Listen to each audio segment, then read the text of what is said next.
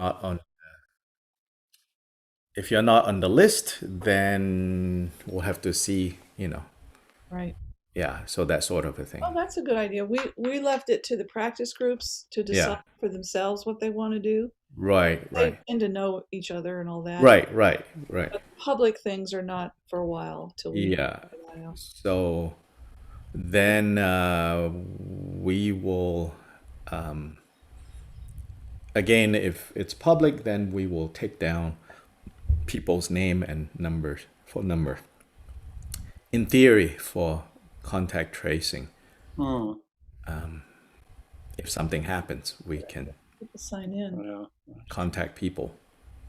You will you be requiring vaccinations or is that an honor system? We have not talked about that. Uh, I think we might want to do that and then frame it as unless you have a medical reason that prevents you from taking it. Otherwise, it's just to allay other people's concerns. Since, after all, coming to the Buddhist center is to let all that calm down, you don't want people to wonder if, you're going to be attacked by a tiger or not. Yeah. So it's just to assure people that there are no tigers in the room. Good one. Yeah, so I think that's sort of what's going on. So 387 is the chapter that you guys are at, yeah? Sure. Yeah. Meeting Dharma Bodhi. Have you all started that? No. Oh, okay.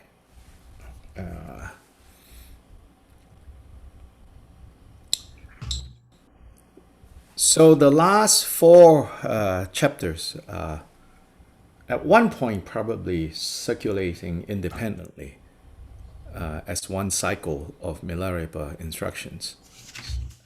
And they all pertain to Tseringma, these five sister spirit beings.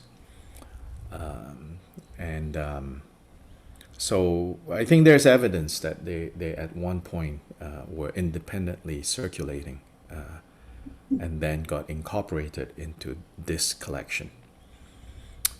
Seringma is said to be the foremost, the most like known, prominent disciples of Milarepa in the spirit realm.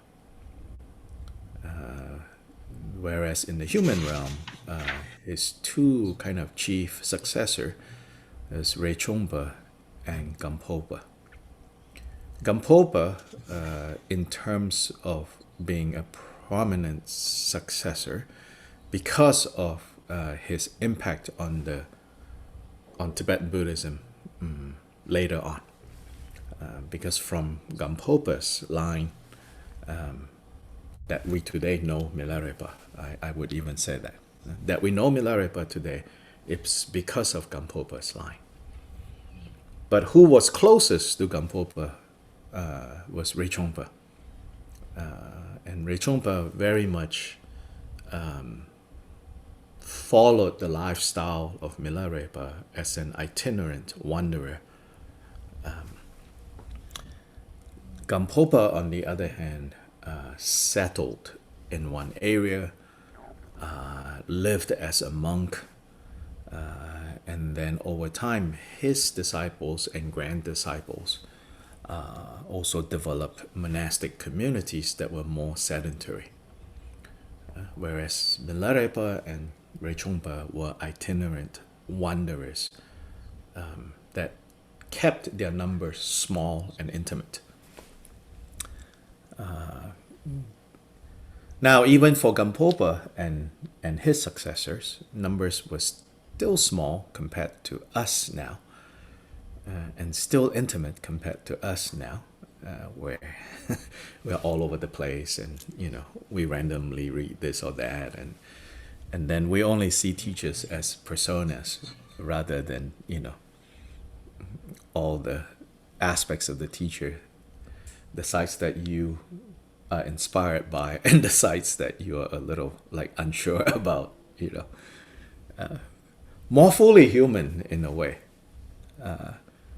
in this early part. Now, all the teachers I think that we encounter as what social media has shaped them for us, for the most part. Even books associated with this or that teacher. Just talk to someone at Wisdom or Shambhala. Maybe buy them a drink, and then they will tell you how much massaging went into those books. And then to further create, the persona of this or that teacher. We have to recognize that, like that these are now in a way it's interesting. I'm not even saying that it's negative. It's interesting because then it becomes a composite. Who we think this teacher is or that teacher is a composite of so many factors. And the teaching said this again and again, like all our experiences are composites of projections, positive projections, negative projections, neutral projections, all of that. Then they come alive like that. But if we fail to recognize how much of what we're looking at is built up by our own lenses, to the degree that what we build up can inspire us to practice the Dharma and to taste the Dharma ourselves, to that degree those projections are good. So those projections, whether they're good or bad, in a way you could say selfishly, has nothing to do with the person that you're projecting upon. The person that you're projecting upon only becomes a placeholder for your skillful or unskillful projections. How do you know skillful or unskillful? Well, how has it changed your mind? How has it inspired you to practice and to apply the Buddha's teachings?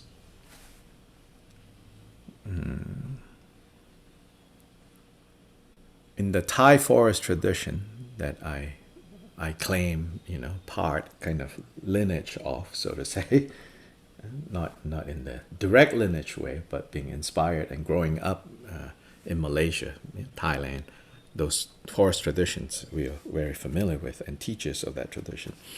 So one of the most prominent group is the Ajahn Chah and his successors. And one of his disciples, now in his 80s already, Ajahn Sumedho, earlier on would talk about how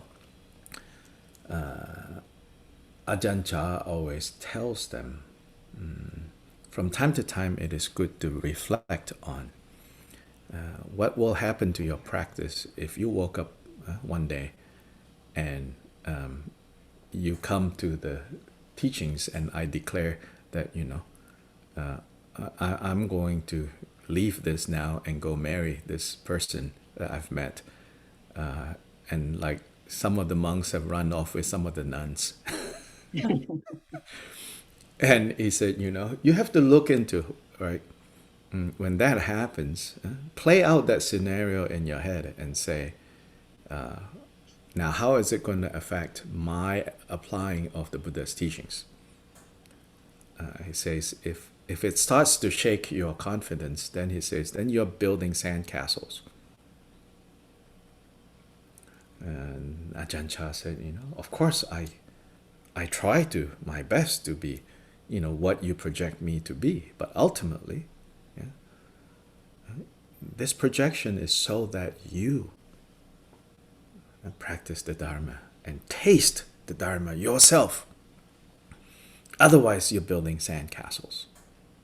No matter how fancy that castle, eventually some wave is going to take it away.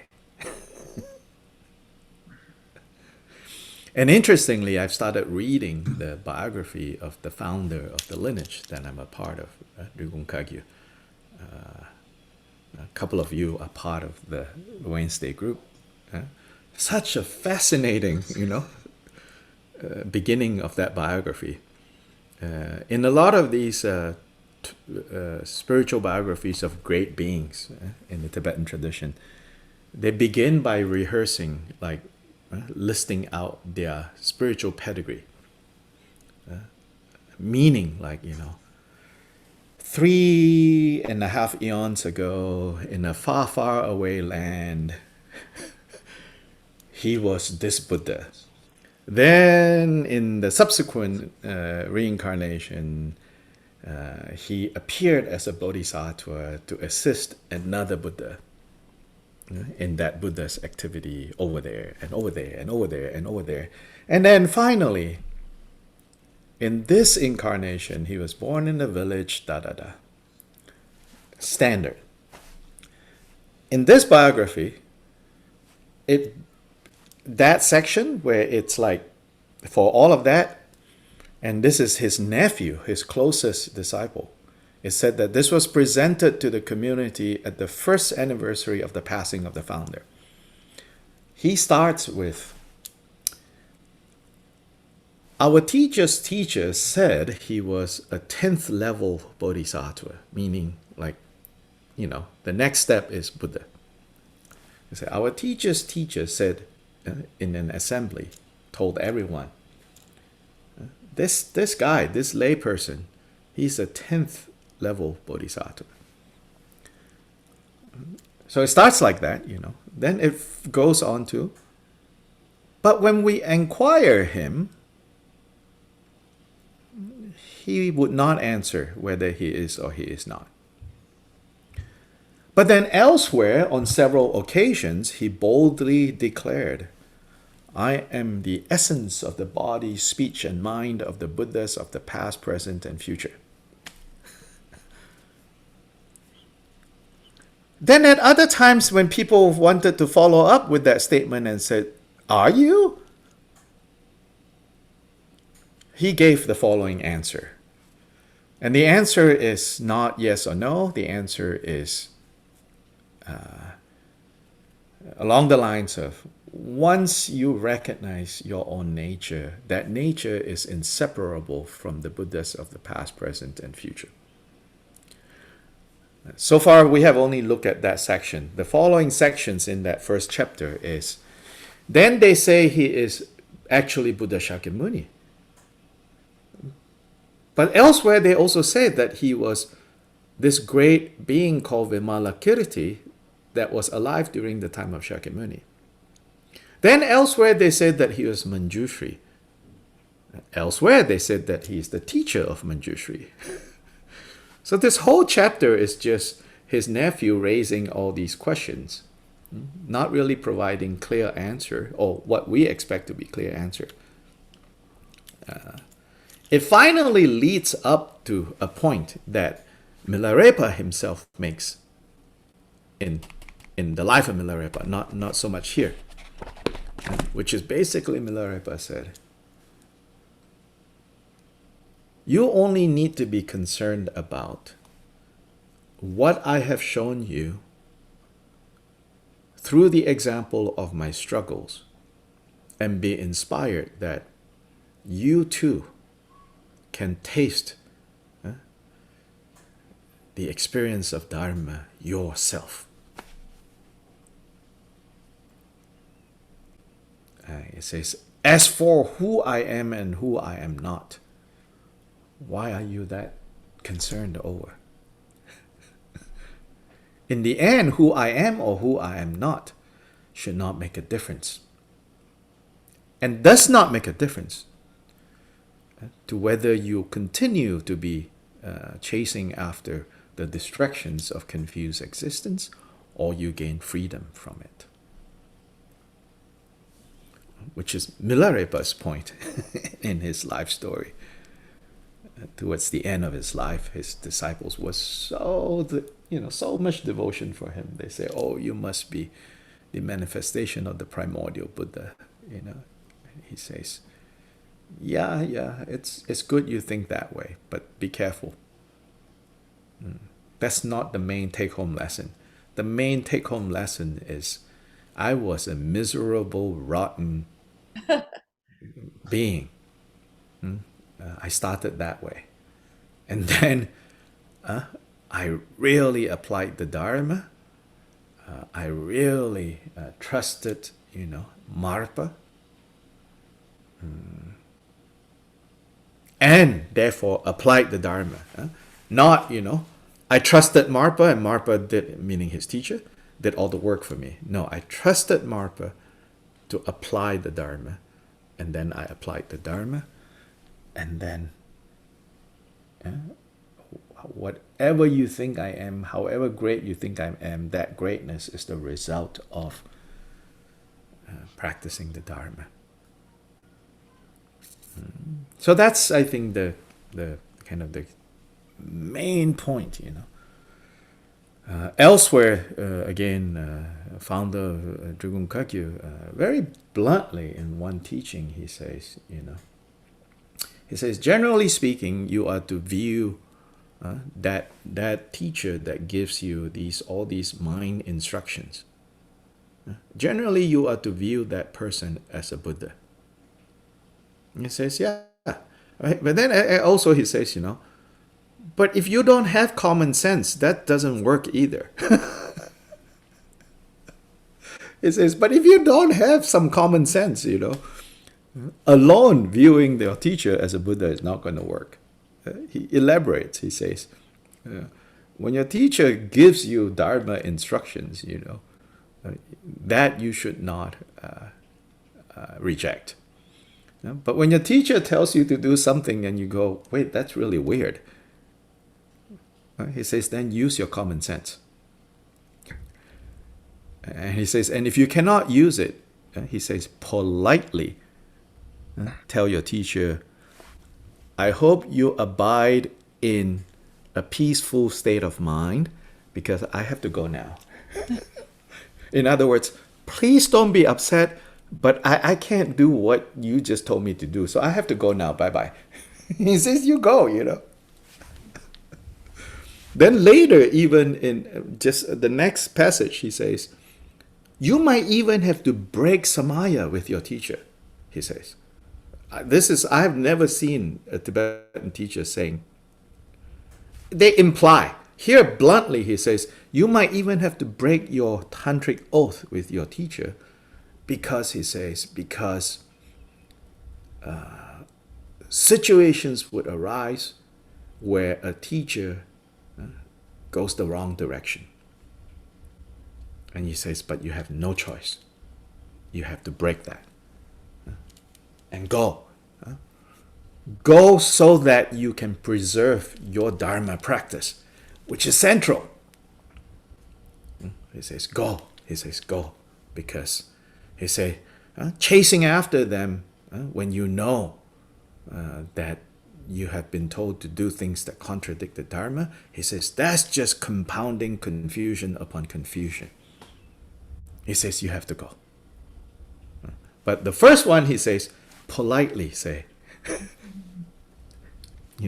may you remain peaceful. Don't be disturbed. Don't get upset. I have to go now. It's also true that they don't advocate like activism. Like going around telling everyone, this person was bad. They don't advocate that. And, in our day and time, sometimes we might get disturbed by, and say, oh, that's very irresponsible, you're enabling. But I cannot improve what the example that was set. I can only repeat and say, even in this particular scenario, like Jigten Sumgön speaking so bluntly, even saying you break your samaya, even for him, it is done in a dignified, respectful way. And he says, leave, step away. Yeah, so for whatever it's worth, he doesn't say, now go campaign to bring this person down. Definitely, he will disagree with that as well. And I'm sorry if it's disappointing to some people, but I cannot improve that.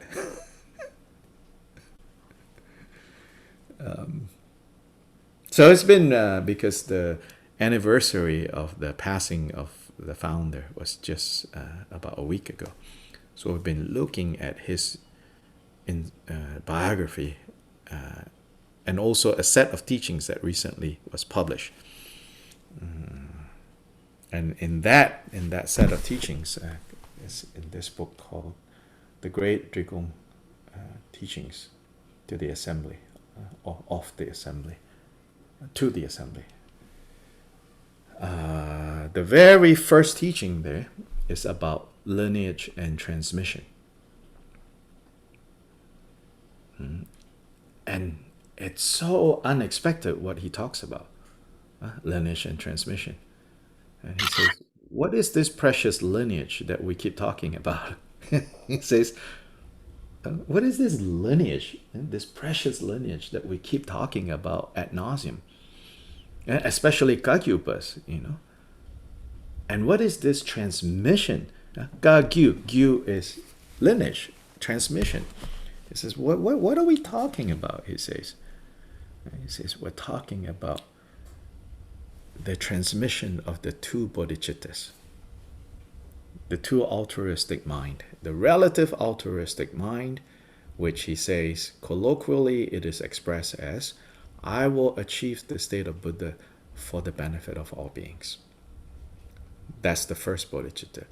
Second bodhicitta is the ultimate bodhicitta, which is the awakened mind that sees all phenomena as illusory and interdependently arising. And he says, this is what makes the transmission precious. This is what is being transmitted from the primordial Buddha down to you. He says, other than that, all the other things are secondary. In fact, he even said, like the winds, drops, and channels, meaning all the fancy tantric stuff, he says, that's all secondary. That's not what is being transmitted. He says, what's being transmitted, what is being passed down from generation to generation to generation is the two bodhicittas. Really refreshing, he doesn't even talk about my lineage, my succession of teachers and my teacher and then my teacher's teacher and my teacher's teacher and all those things. He kind of universalizes it and say, it's the two bodhicitta. You either have that lineage or you don't have that lineage. If you have that lineage, then you can go find other things to help you, achieve those two bodhicittas. If you don't have that lineage, then all the other things are not going to help.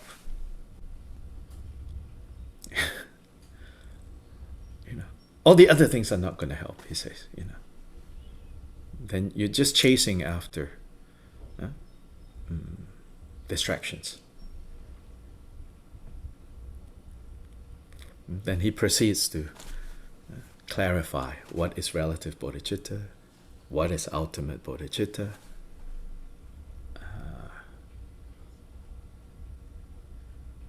A lot of, really kind of essence level things, what we might call back to the basics. But for him, he says, the basics are the essence. That everything else taught after the basics is to help enhance more and more profound ways of understanding those basics. In another teaching he gave, this is 30 teachings. We believe he gave it over the course of 30 days. Because in some of the teachings he says, and yesterday I explained da da da da da, and you're like, oh yes, yesterday. So you can kind of tell. So over the course of a month, he gave these teachings. In one of them, he talked about the different categories of teachings: lesser vehicle, greater vehicle, diamond vehicle, meaning Hinayana, Mahayana, Vajrayana. And he categorically says, these levels don't exist on the side of the teachings, they exist on the side of those who digest the teachings. If you're able to digest the teachings in a limited way, then that teaching is Hinayana. If you are able to digest those teachings in a broad, encompassing way, then that teaching is Mahayana. If you are able to actualize that teaching in this moment, on this seat, then that teaching is the swift path of Vajrayana. He says, but the teachings themselves,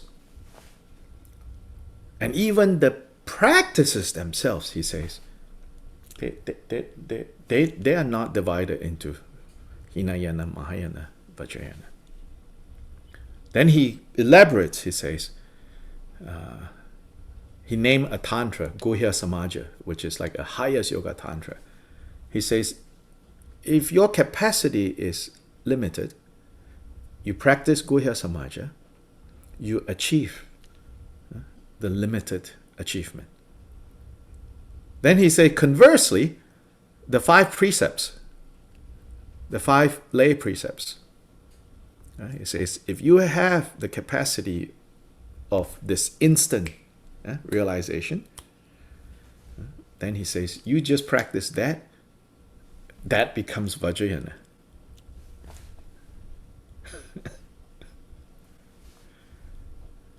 That just settles all anxieties, you know. Oh, I need to find a more special teaching. I need to find a more special teacher. You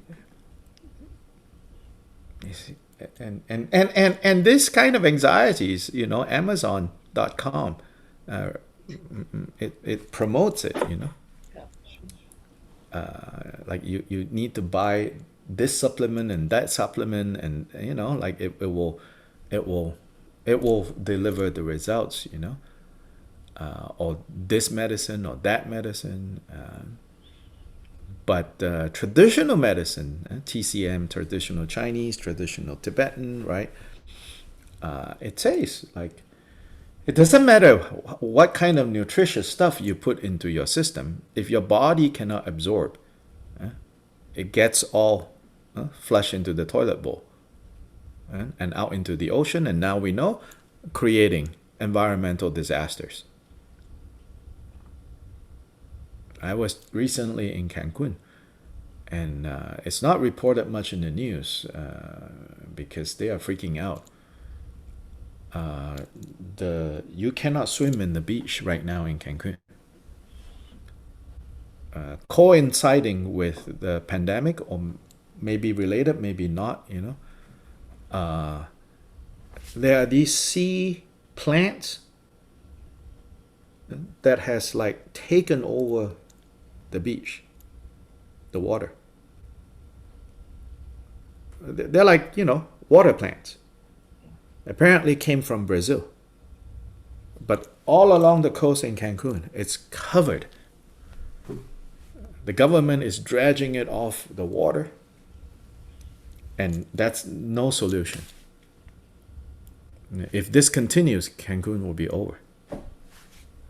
As that, you know, yeah, you still have like white, you know, sand and everything, and really nice, but you can't get in the water. And that's warming of the oceans is one factor. The other factor is all our supplements has been flushed out. So it's in a way, it's very nutritious. yeah, but causing the reef outside, on the Cancun, is said to be second to the ones in Australia. So my friends, they went down snorkeling, and those of you on Facebook, you can see that I was snorkeling on my phone. People ask me, I was like, I'm doing it on the app. I don't have much affinity with water. I was born and raised on an island, but anyway, my friends that went down snorkeling, and they came up and they shook their head. They're like, "Oh God, these corals are dying. The coral is dying. We can see that quite clearly." Yeah. So now, Anyway, side point, main point. And metaphorically, we have to think, as well, how much of like, higher dharma, whatever, that we think that we're taking in, but it's all just being flushed out, and causing more problems downstream, so to say. So how can we create the conditions for absorbing? Right. Yeah, good question. The conditions for absorbing, I think, is learning with an open heart, right? And not being greedy about like getting information,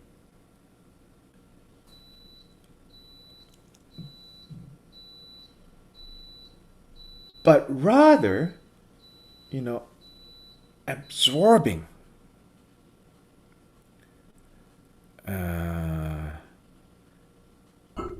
applying into our situations, into our everyday life.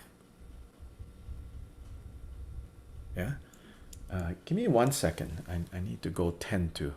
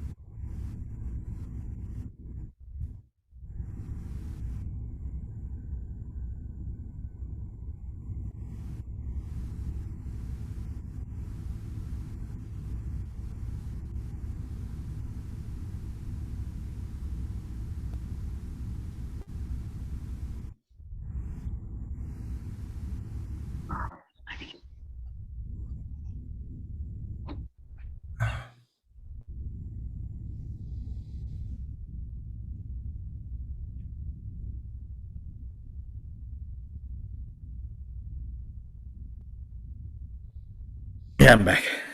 I'm back. It's the double five, meaning fifth month, fifth day. It's a traditional Chinese sticky rice dumplings wrapped with bamboo leaves and dragon race boat racing day. So up in the mountains, there are no dragon boats, but my god kids and their friends and all of that, they're all running around out there wrapping bamboo dumplings. My task is, after 2 days of prepping, so now I said I have to teach, but they're like, okay, you need to boil the dumplings in the pressure cooker. So on the stove, somehow the Instant Pot is not doing its thing. We'll see what happens.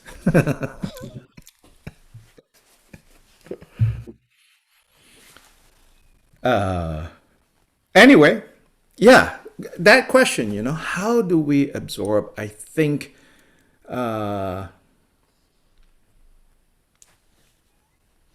at this point, if I remember correctly, you're fairly new to the Tibetan material. So this is a good point to kind of try to, avoid the bad habits that the rest of us picked up.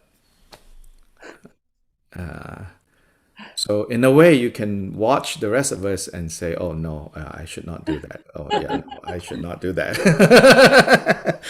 we were the earlier generation, so we was just stumbling around and groping in the dark and grabbing whatever.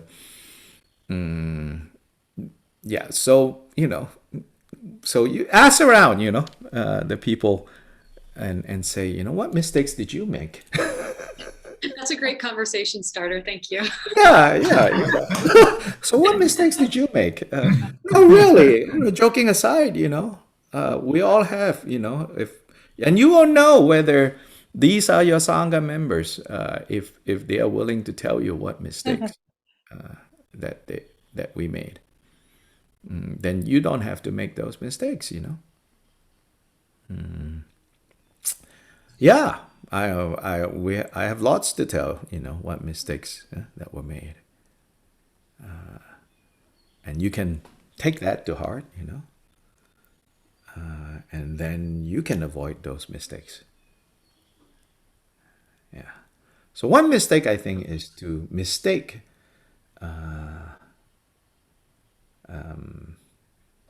grasping the words and the categories and the details, but not actually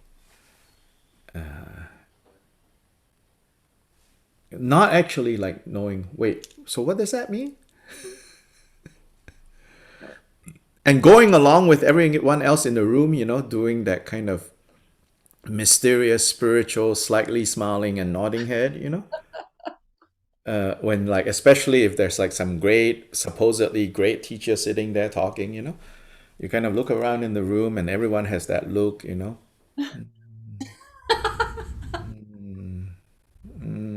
and you're like, what? It's okay to go, what are you all talking about?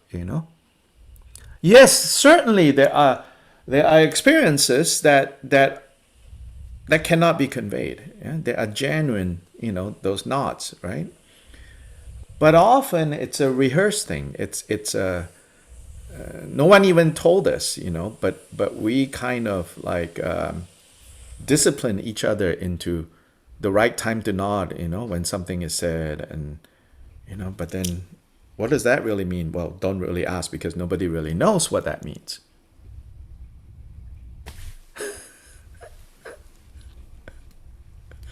On cue, laughing at jokes that certain teachers make and all of that, and it's okay, part of it, it's not the end of the world to be polite, but there's a line between politeness and, right, just kind of doing what needs to be done to be part of a club. Then Dharma is not Dharma anymore. Right? It's something else.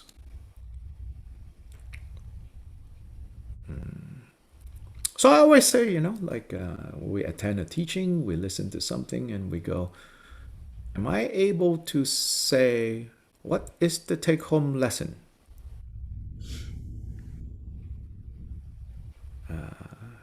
If we're able to do that, I think, then we're going about, in a better way.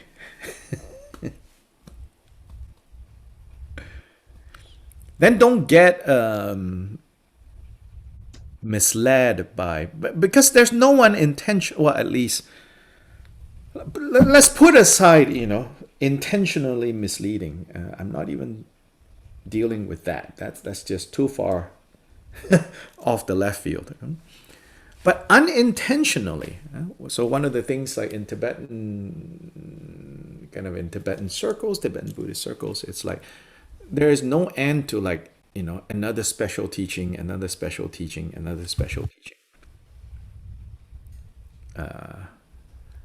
And so don't feel pressured to like into thinking or behaving like to be a good Dharma student is to chase these oh profound of the most profound of the most profound.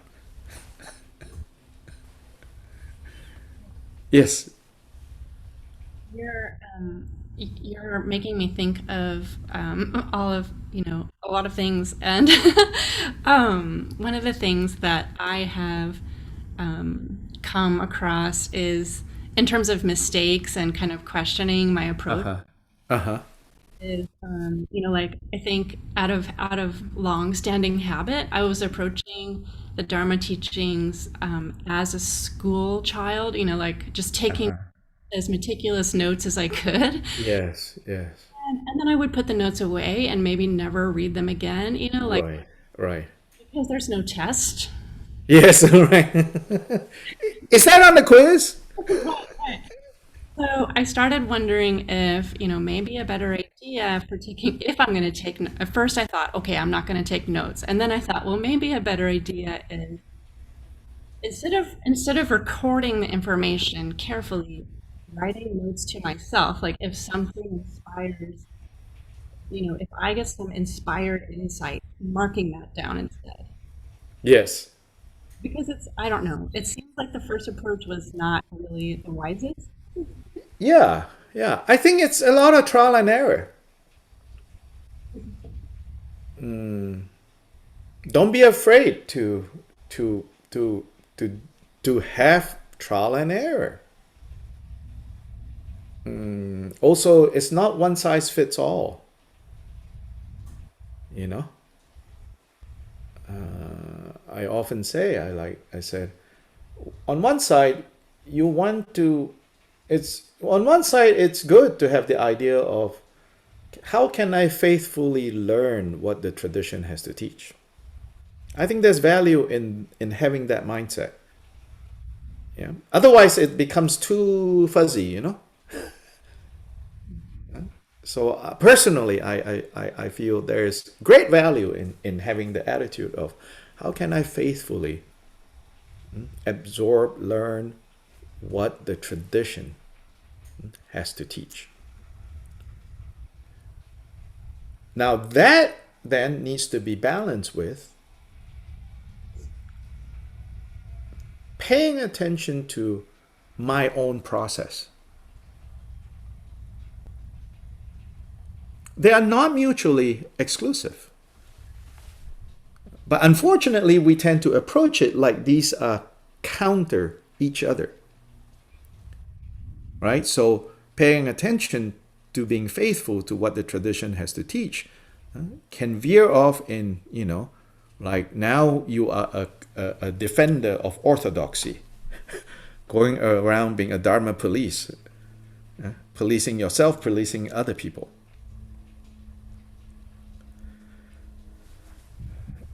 Staying true to our process, which is extremely important, can also veer off into I'm just going to take whatever I like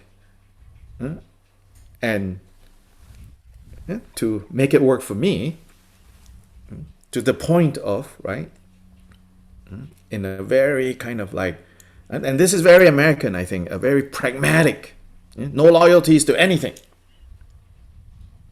I will just pick and choose whatever. So I think the concept of like buffet is created in the United States. I mean, I love going to buffets, but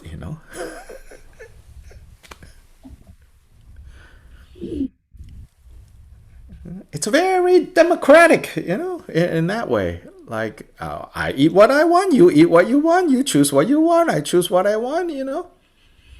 But we also know, buffets are very unhealthy.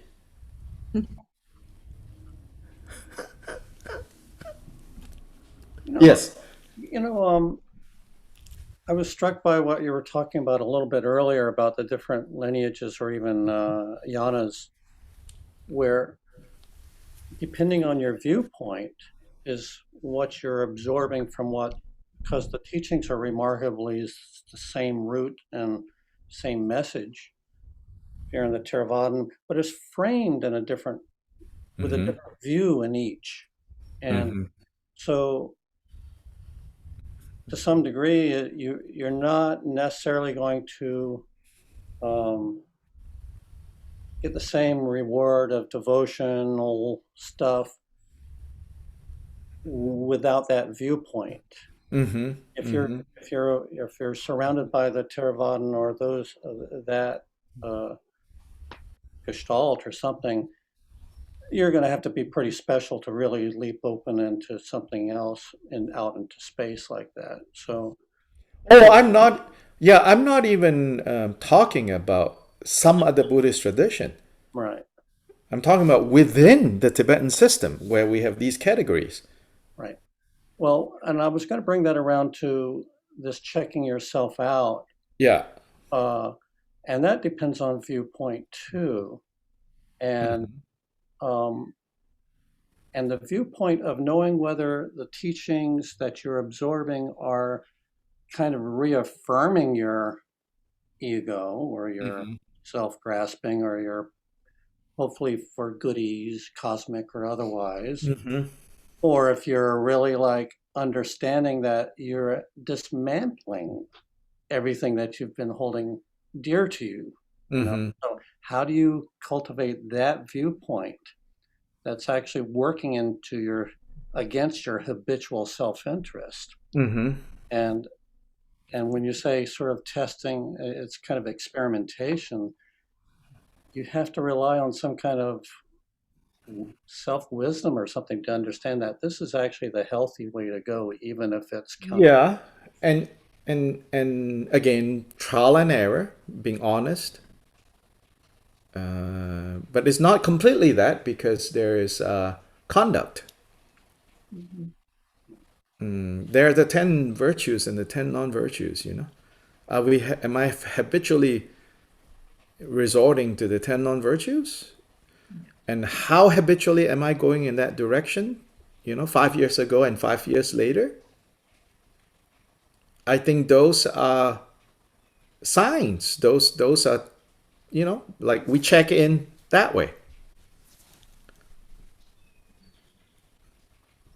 All the views and all the, you know, Guru Rinpoche said, right, you know, my view is as vast as the sky, and but my attention to how I conduct myself, you know, is as fine as tsampa, dust, flower, as fine as, you know, a speck of.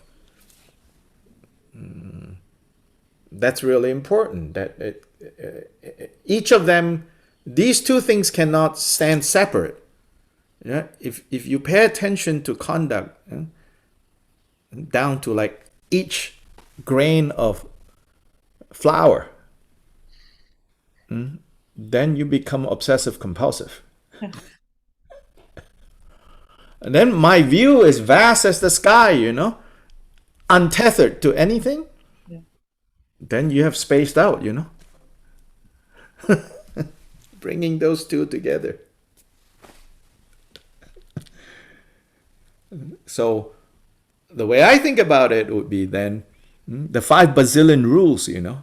Am I finding more and more freedom in observing those rules or not? That works very well for me. I cannot say, you know, that's the only way, but that would be like, you know, it's not so much like, you know, have I now completely forgotten about the rules, but rather, am I finding more and more space in the context of the restrictions?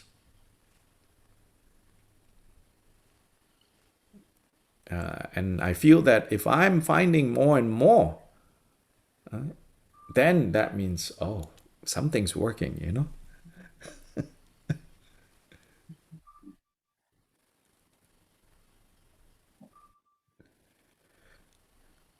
In the context of having to practice restraint, but doesn't feel compulsion.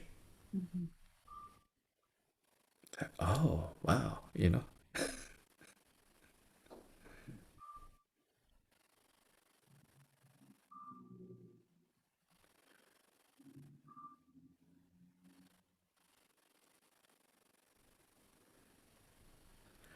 So it can be applied to like our day to day, like, am I feeling like I need to clean and scrub and have everything in the house in its place and everything in an obsessive compulsive way? Or just let everything, be natural? All those two have come together.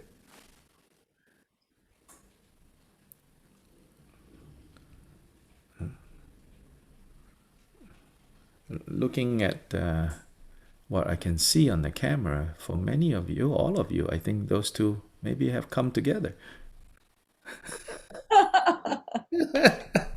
You seem, at ease and spacious, and then everything seemed just perfectly sitting where they're sitting. But you're not seeing outside the Yeah. window. Right. Well, you're aware enough to choose the right frame. That's Yeah. saying something. Camera lens only sees so much.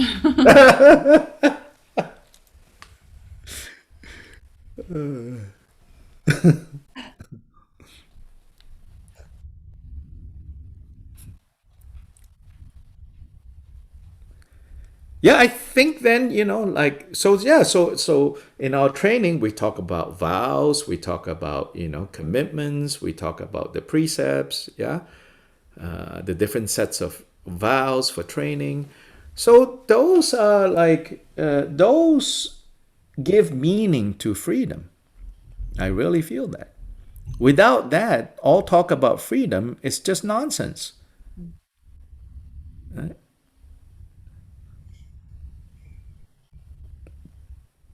Yeah, so the dynamic working of form and emptiness. I mean, we talk about that Heart Sutra: form is emptiness, emptiness is form. If it is just intellectual, it's a very kind of hip way to think. Oh, I get it. Form is emptiness, emptiness form. But where it actually takes place, where it actually happens, right, is precisely in this context of like to be able to see that all these vows, all these commitments, that when we do take and we take them and we understand that this is what gives meaning to freedom, because we find freedom in the midst of limitations. We find limitlessness in the context of limitations.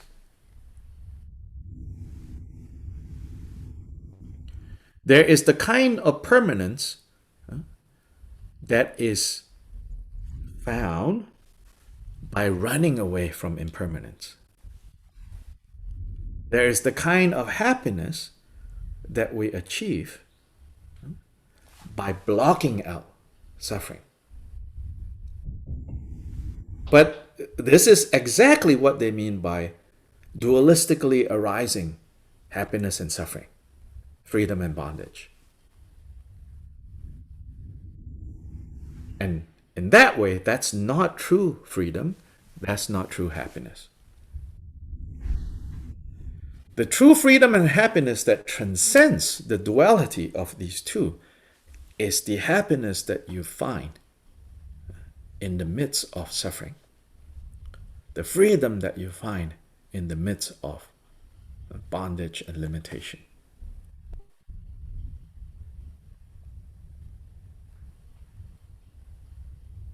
Milarepa's life, by most standards, even after he became this great being, was always, by external standards, it's characterized by lack. Lack of physical comforts, lack of material well-being, lack of nutrition, lack of comforts, lack. It's all about lack.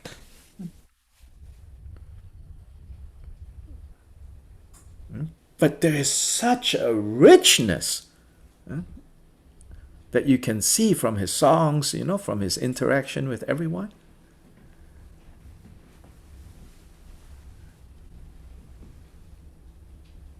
It's just amazing, you know.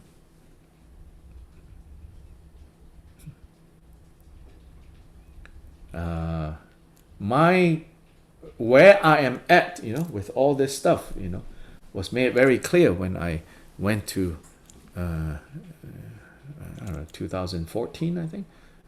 I went to the Kalachakra empowerment that the Dalai Lama gave in Ladakh in the summer. And the empowerment doesn't start until each day at 1, like p.m. And in where I stayed, other people left at 6 a.m. each day to get to the venue, because the bus will drop you off, you know, at a certain point, and you have to walk like, you know, 45 minutes to get to there.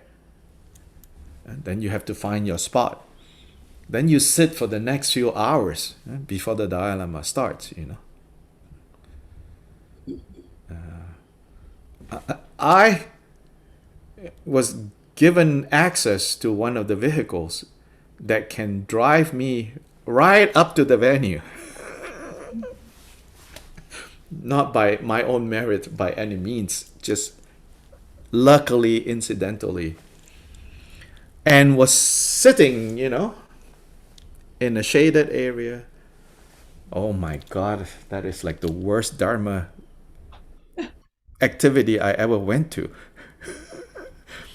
And it's so, in the end, it's so wonderful because, like, you know, you see the absurdity of, like, God, I'm getting, like, you know, pretty good circumstances. And yet, it was miserable.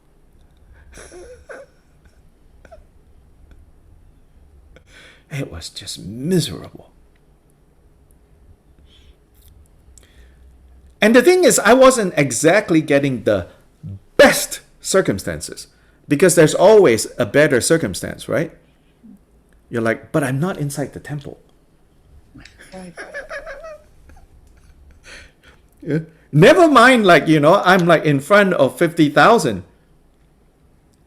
But I'm not inside the temple. Somebody messed up. They could have gotten me a pass to be inside the temple. And like, you get to see your mind playing all these things out. Then your like shame and embarrassment, like, oh God, like, why am I sitting here, you know, complaining? But then you can't stop complaining. Those habitual things that come, you know. And then you start to like plan your own Kala Chakra, you know. Well, if I was running this show, you know, nothing will start until, you know, 7 p.m. because it remains clear until 10 p.m. You know, why are we sitting in this hot sun? You know, blah, blah, blah, blah, blah, blah, blah, blah, blah, blah, blah, blah. I had one of those vehicles whereby it like came all the way right next to where we were sitting, you know, and you just had to walk a little bit.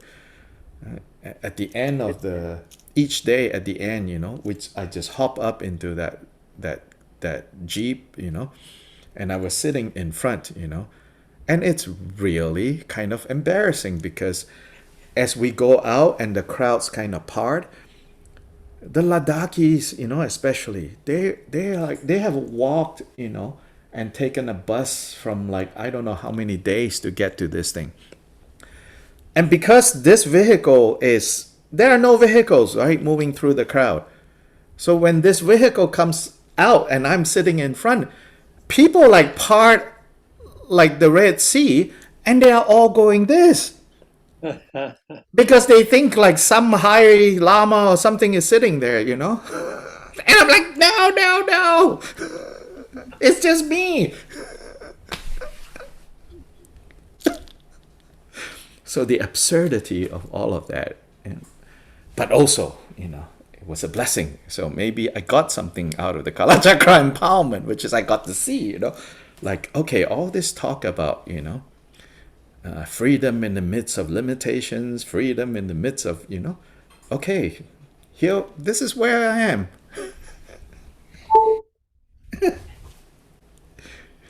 So I think being honest to ourselves, be tough with ourselves when we need to be, also be able to laugh at ourselves. All of that is important in the mix. Otherwise, you get derailed, so easily.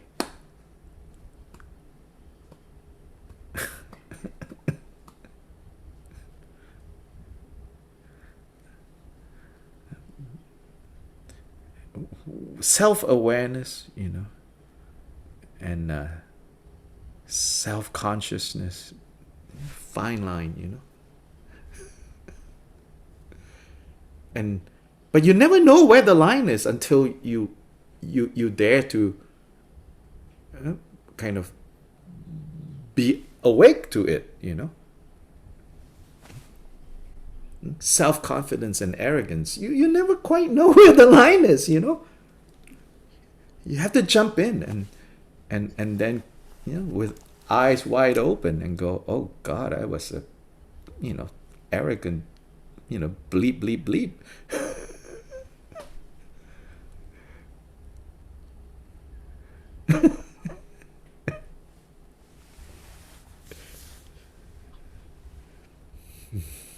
I just say one thing. Mm-hmm. I'm not used to sitting and listening to a Dharma talk with a camera on me. And then your comments today have made me so self-conscious about the faces I'm making. I'm laughing. Am I, it's so ridiculous. Oh, yes. Oh, buddy, yeah. I Uh-huh. want to hide. I want to cover the camera so Right. I don't have to be aware of, am I Yeah. doing that half smile that you're Uh-huh. terrible. Right. It's Right. very accurate. I think what you're saying is Yeah. very accurate. And so I say, a little sense of humor at ourselves is good. Because otherwise it cannot be done, because it's too painful. So we don't want to do it, we avoid. But then if we can introduce some space for us to laugh at ourselves, and go, well, look. It's like, well, there you go again. And then in the midst of that, you can also say, really, oh, I did good. So I think it's a mistake to think that, in Dharma practice, we cannot say that to ourselves. Oh, I did good. I think that is a Protestant baggage.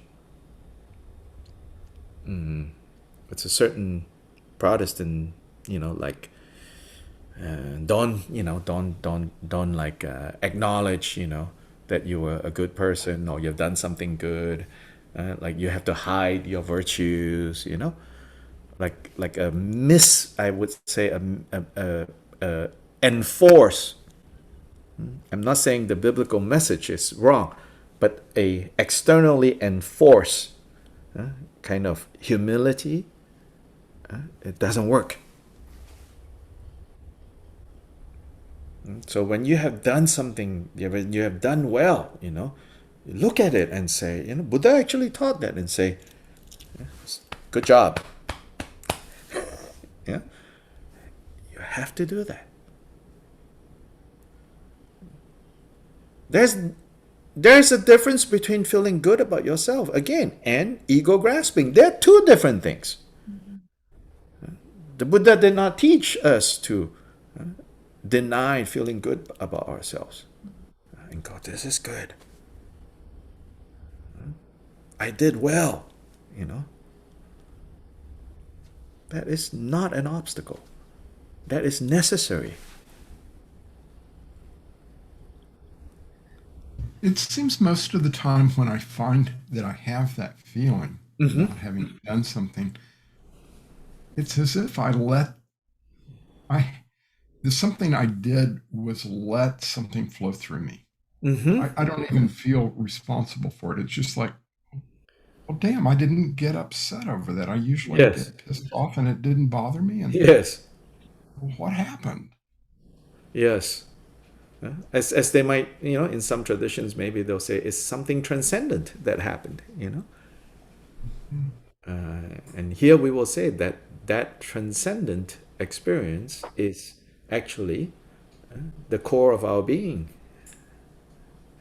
and therefore it's immanent as well, and not just transcendent. Yeah.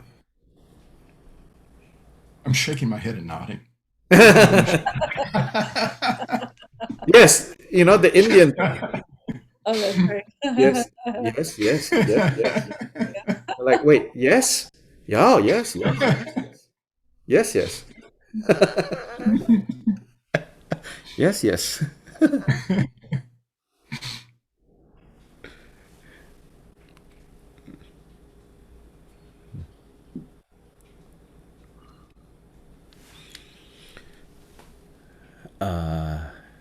Say a little bit about at least chapter 33.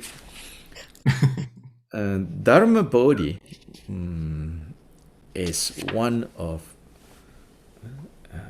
these Indian Nepali masters that came to Tibet in the 11th, 12th century.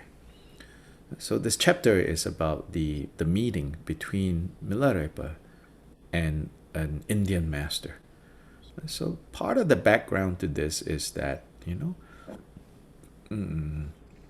people are like, oh, Indian master must be real deal.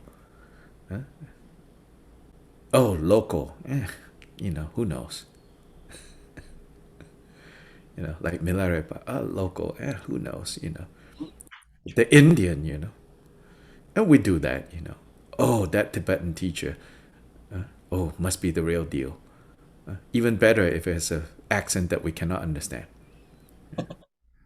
But this other teacher, oh, it's so clear, but it doesn't bring any mystery to the story, Then you're like, I don't know. Let me go find, a mysterious, exotic. Yeah, so that's part of what's going on here.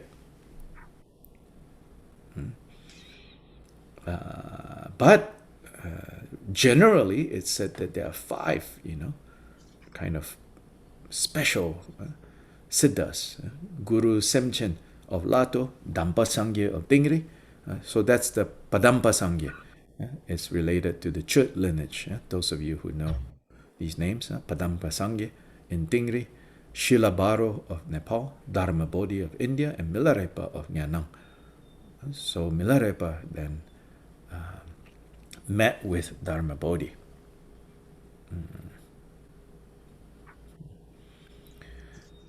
And Milarepa basically is saying, I don't feel a need, and particularly to go meet him.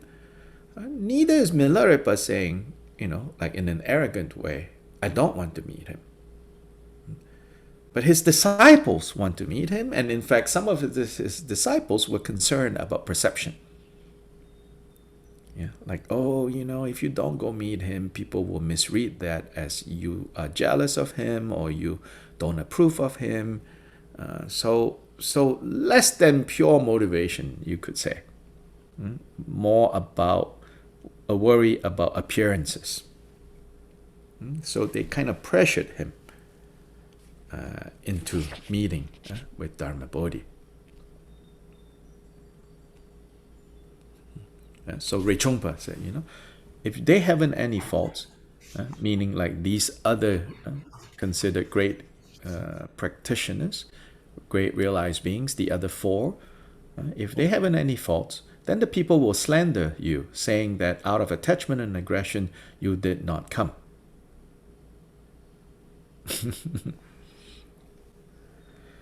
So Milarepa say, you want to go, you go, like I one way or the other, I'm fine.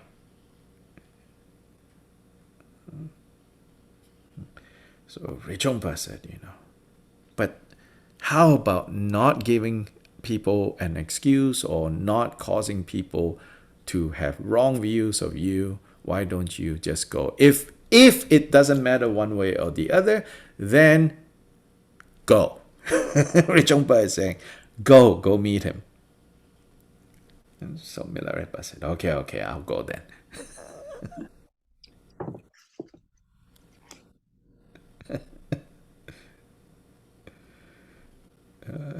Then a cultural comment, at the bottom of 388. If the Jitsun, Milarepa is going, since Indians like gold, Yeah. we should go find some gold. So Tibet was apparently a source of gold, and so Indians often came looking for gold.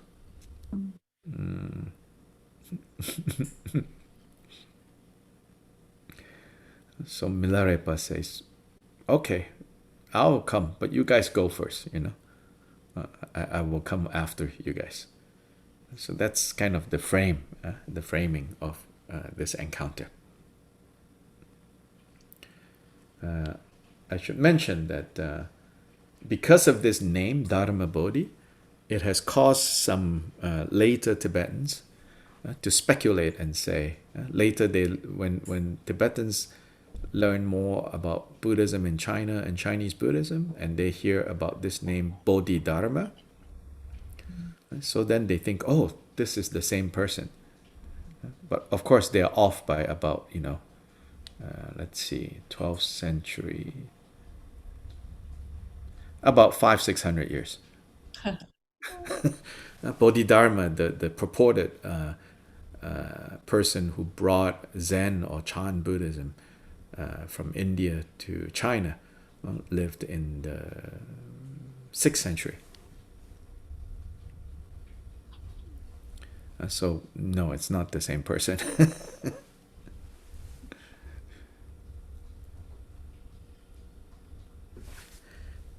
So that's the framing. Then of course, they exchange songs. And Dharma Bodhi basically asked him. So they had you could say, a peer, a meeting of peers, where Dharma Bodhi asked Milarepa to express, like his understanding on this or that topic.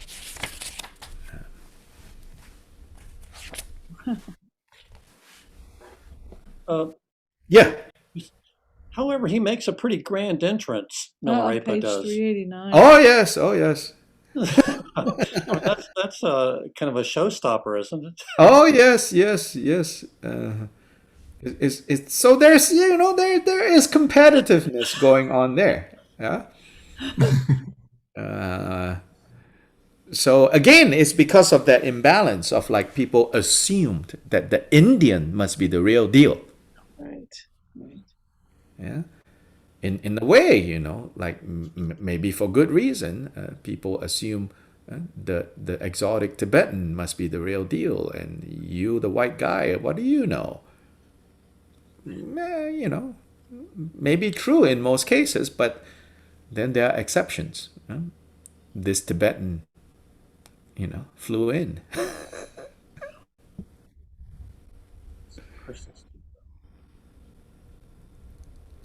So Dharma Bodhi of India came down from his throne and prostrated to Milarepa of Tibet. Yeah, basically saying that. Yeah.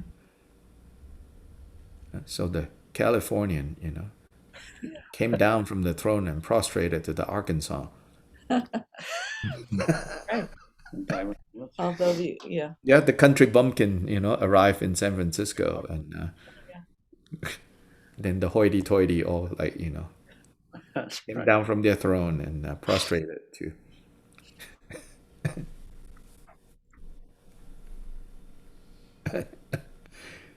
Because of this, all the people had confidence that Milarepa was even more excellent than Dharma Bodhi, which is in the end is not about Dharma Bodhi, it's not about Milarepa, it's about the Tibetans and their, hierarchical, and then here it says, and the whole assembly came to continuously perceive them both as Buddhas.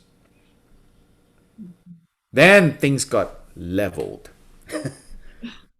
Yeah. Now, now the actual kind of like display of who has a more profound understanding, not out of competitiveness, but as a matter of fact, can be better evaluated when Milarepa makes this grand entrance. Yeah. I think that's sort of what is being communicated here. Because the odds are stacked against Milarepa. And it, again, like, is Milarepa doing this because of his ego and his needing to have fame? In a way, it's not. It's Milarepa saying, "Look, don't think, oh, I'm a Tibetan, oh, I'm an American, and I can't be." It's like, do you trust the Dharma or not? Right? Do you trust the Dharma or not? Dharma can be practiced and realized by anyone. Yeah, so this is the universalist claims of the Dharma, that it applies to anyone. It doesn't matter.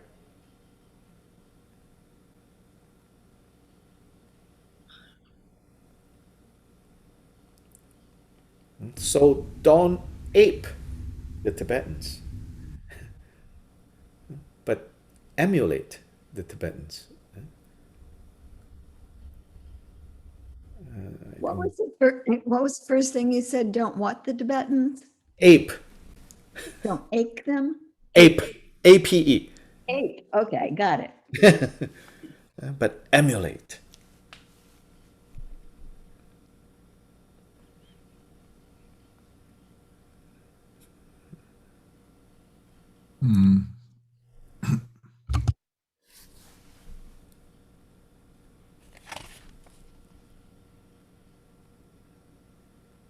Yeah, so they sat on the same throne, which really what we're talking about is probably a raised plank. Right. Yeah, it's poetic, yeah, Tibetan, But today, Tibetans really like their thrones. And they pay a lot of money, to put up thrones. This is probably a plank that both of them sat on as thrones. Right? So this is the true sovereign. The true sovereign is the one who has complete freedom and control. Right? The true king. So when a king is a true king, wherever he or she sits, that is a throne. When you have no real freedom and sovereignty, it doesn't matter if you are seated on a literal throne. Right? You are not a king.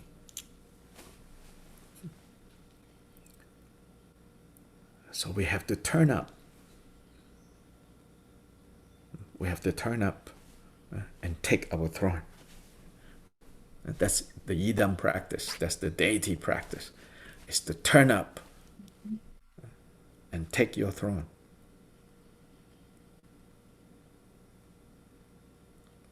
Which is where you're sitting on right now. That's the throne. So are you going to turn up or not? And what are you going to turn up as? A hell being? A hungry ghost? A demigod?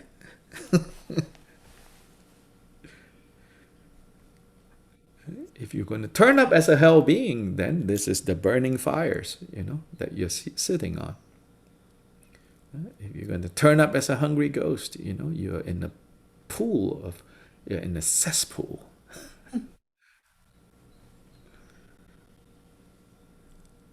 But if you're going to turn up as a Buddha, this is the throne. This is the lotus throne.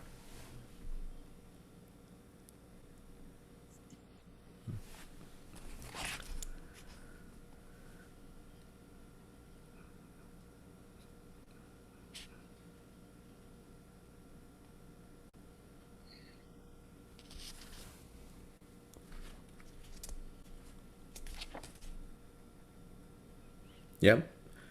So most of this section is Milarepa that is singing, but there's one song that Dharma Bodhi offered as well. But most of it is Milarepa. Again, makes sense. You could imagine that this, after all, is the songs of Milarepa. So they recorded what he said. If there was songs of Dharma Bodhi, we'll probably see the opposite being recorded.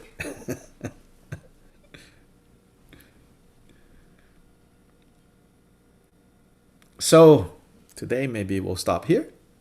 It's about 12:30 already. Welcome back, by the way. Yeah, thank you.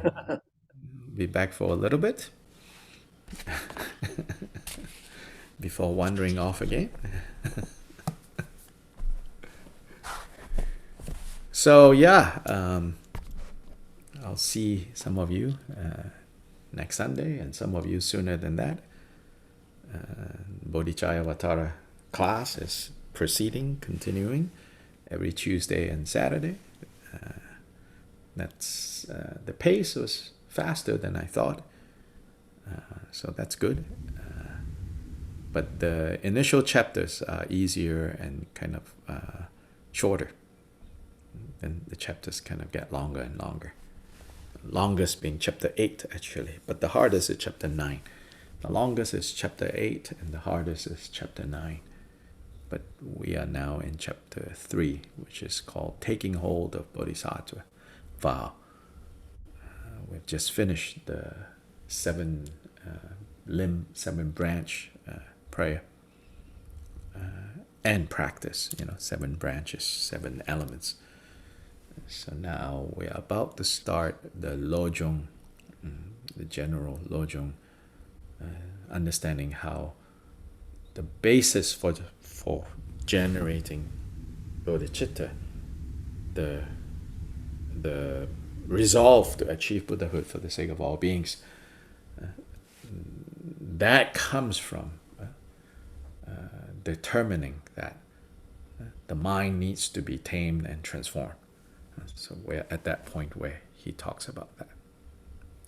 So yeah, anytime you want to come join that on Facebook, you during those times you can just tune in. Then you don't need to feel like you're on Zoom and needing to. Yeah. I have a quick question. I missed last Tuesday morning. Mm-hmm. Are you putting those recordings on the Drigung Dharmakirti website? No, those are on the general YouTube. Okay. They're also on Facebook. On our Facebook page? Yeah, on Urban Dharma Facebook. Oh, Urban Dharma. Okay. Yeah. This series it's always live casted on Urban Dharma. Yeah. Sometimes I do or don't also share it on my personal page, but it's always done through Urban Dharma. Yeah. So I think all the other past Bodhicattva is on Urban Dharma Facebook page. Now, of course, Facebook is not making it easy for people to find things. Its particular business strategy is not lack of ability. Yeah. So anyway, we won't start that. So okay, I'll see you all. Thank you. Well, be good, and whatever good that is generated may be dedicated to Yes. freedom of suffering for all beings, achieving the Buddha state. So, ta-ta! Thank you. Thank you. Bye-bye. Bye, Thank everyone. you. Bye-bye. Enjoy those dumplings.